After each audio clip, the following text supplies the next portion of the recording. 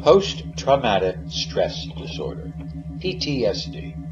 Everybody has stress, and for many people it's massive stress, horrendous occurrences, and sometimes it's just social stress. Sometimes it's even trivial stress. Stress is an internal evaluation of an external event. The human brain remembers more negative memories than positive ones. This is to do with our survival, instinctive survival, because we need this to survive. Sometimes we have difficult experiences that change what we believe about ourselves and the world around us. And all of us have those experiences.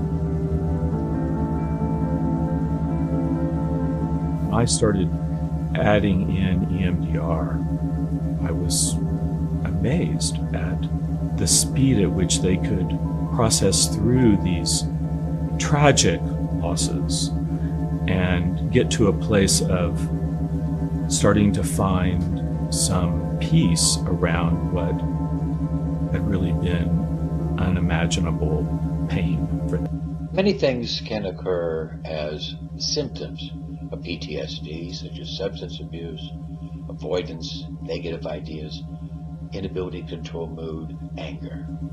Some of those traumas are not people shooting at you or car wrecks. For example, if you're in 6th grade middle school and you're reading a book report and everybody's laughing at you because you have horrible acne, that's a trauma.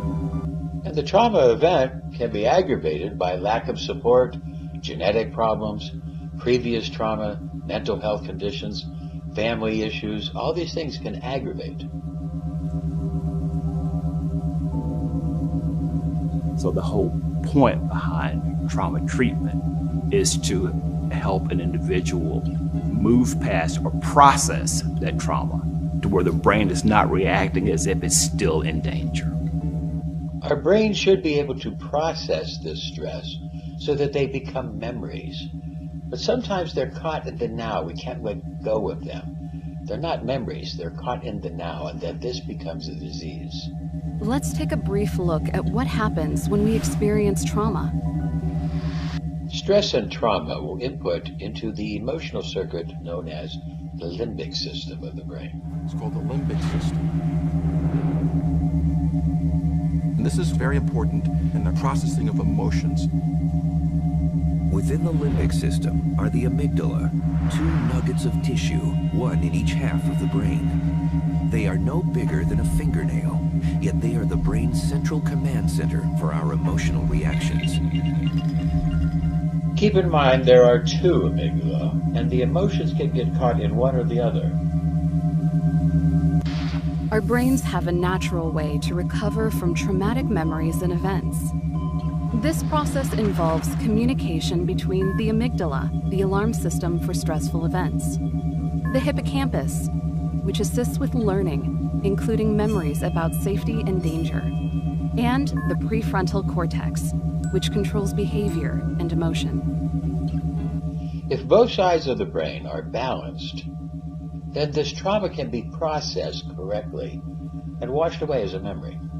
An amygdala hijack happens when you can't control your response. The amygdala has the same response for a tiger attacking as for being unfriended on Facebook. It responds to information from our senses and instinctively presses the body's panic button. The amygdala-driven hijack attack spreads panic through the brain and through the body.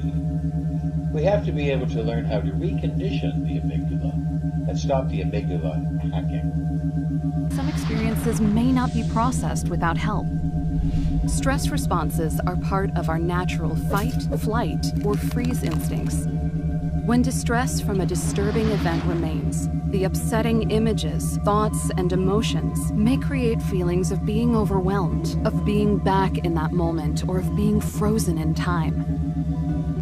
Dr. Sperry won the Nobel Prize in Medicine for discovering the 2 halves of the brain and how they think different.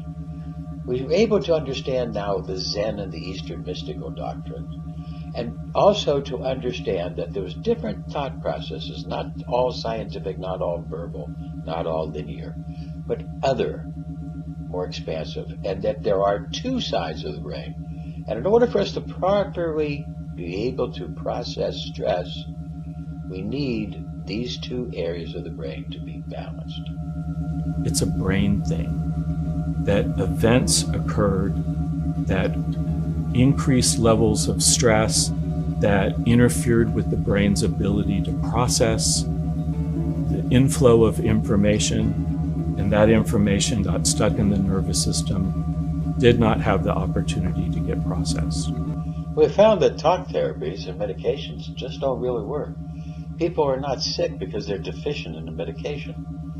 We found that there are other ways that we start to look at.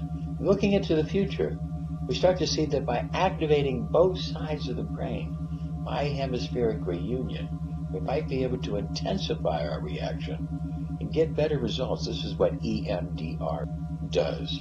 It's able to help us to fully process these emotional stressors. I recognize how absolutely effective that those techniques would be with processing trauma quickly, without a lot of language being needed to describe it, and how beneficial that was to a lot of our crime victims who weren't able to actually articulate all the events that had happened. B.F. Skinner taught us that behaviors we reward, we get more of. Ones we ignore, we get less of. And how many counselors are actually rewarding the people for their stress, for their pain, rewarding their disease by talking about it and encouraging it week by week by week?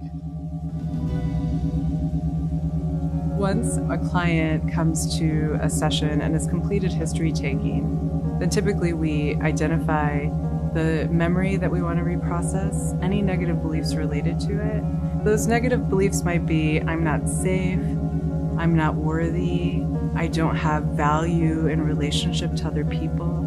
And once we identify that negative belief and the distress related to that target memory, we also look at what could be a positive belief that we move toward.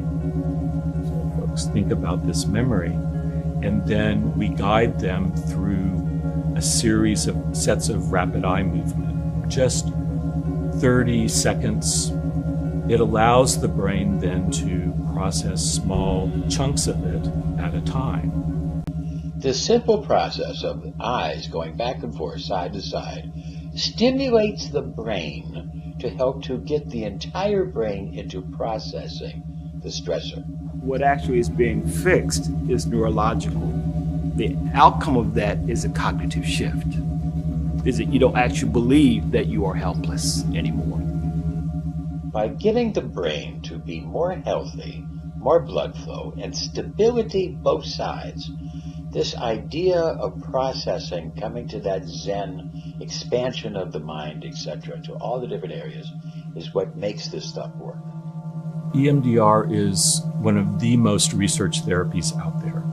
And the research shows that not only is it highly effective, but it's also the most efficient trauma treatment.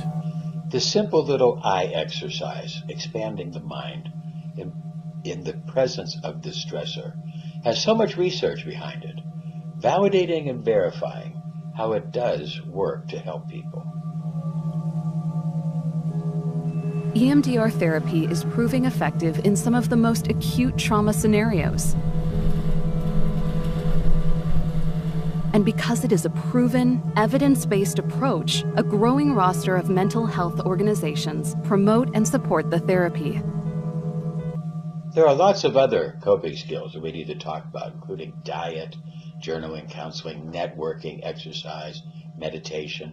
All of these can be utilized to help expand the mind in order for the total health of the human mind to be able to do its job, working through the neurons,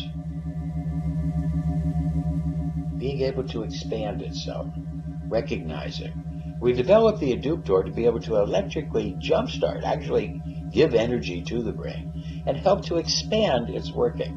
What if we, beyond just the little eye movements, what if we use lots of yogic techniques, alternate nostril breathing, cross-crawl techniques, different stretches that would be able to take these memories and put them where they're supposed to be, as memories, not as current.